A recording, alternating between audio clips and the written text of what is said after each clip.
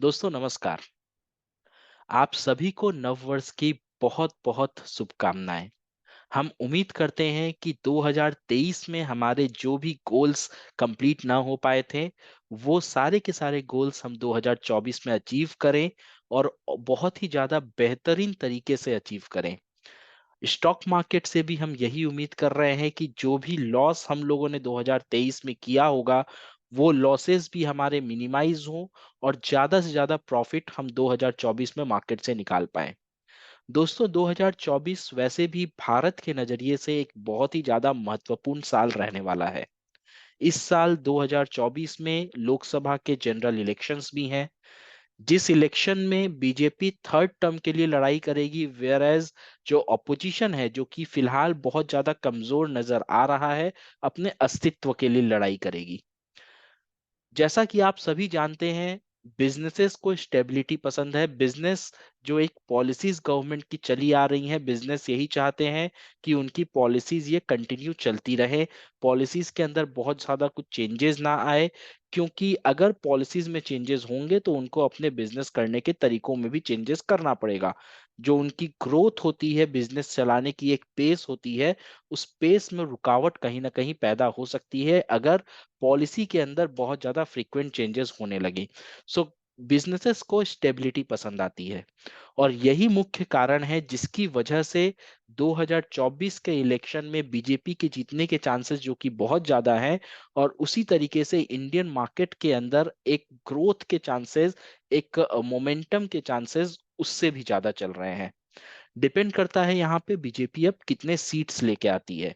अगर यहाँ पे बीजेपी को 375 400 के आसपास सीट्स आती हुई दिखी तो निफ्टी के अंदर हम लोग को 15% से ज्यादा का उछाल देखने को मिल सकता है। वहीं अगर बीजेपी 250 के आसपास आके सिमटने की कोशिश करेगी, यानी कि बीजेपी की सीट्स कम हो गई, बीजेपी अपने बलबूते पे अपने दम पे सरकार अगर नहीं बना पाती है, तो उस सिनारियो में मार्केट के अंदर हम लोग को 10 से 12% का एक फॉल भी देखने को मिल सकता है।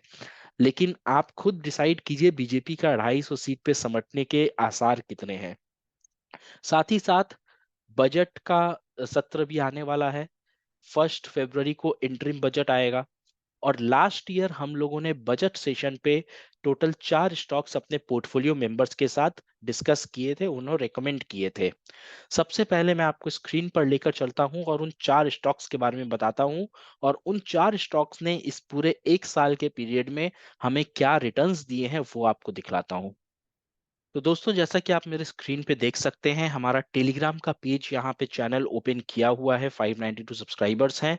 यहाँ पे अगर आप देखोगे तो ये है 8 फरवरी 2023 का स्क्रीनशॉट, जो हम लोगों ने 1 फरवरी को हमारे जितने भी पोर्टफोलियो मैनेजमेंट के क्लाइंट्स थे, प्रीमियम मेंबर्स थे, उनके साथ ये सारे स्टॉक्स हमने शेयर किया था। 4 स्टॉक्स हैं: Ambuja cement, Bajaj Finserv, HDFC life और ICICI Prudential. Ambuja cements Adani group की एक कंपनी है, सीमेंट सेक्टर में काम करती है, इंफ्रास्ट्रक्चर सेक्टर में है। बजाज फिनसर्व अगेन एक एनबीएफसी, एक फाइनेंशियल सेक्टर की कंपनी है। Where HDFC life and ICIC prudential insurance sector है। इन 4 स्टॉक्स को हमने यहाँ पे बजट वाले दिन बाई किया था, 332, 1270, 506 और 400 के भाव पे। लेकिन इन स्टॉक्स के अंदर हम लोगों ने बीते 1 सालों में क्या अपसाइड देखा, ये आप देख सकते हैं। अंबुजा सीमेंट, ये जो लाल, ये जो येलो कलर से मार्क किया हुआ है, ये येलो कलर से जो मार्क किया गया है, ये 4 स्टॉक्स हमने बजट के दिन दिया था 1 फरवरी को। इसके अंदर आप देखो तो अंबुजा सीमेंट्स ने 68% का रिटर्न हमें दिया है 1 साल में।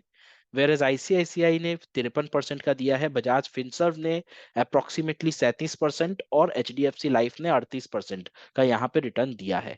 मतलब मिनिमम यहाँ पे जो रिटर्न हम लोगों को मिला है वो बजाज फिनसर्व में 37% का रिटर्न मिला है। इसके बेसिस पे हमारे साथ बहुत सारे मेंबर्स ने ये रिक्वेस्ट किया था कि इस बार आप बजट का जो स्टॉक्स है, बजट पिक्स है, वो हम सबके साथ आप शेयर करें।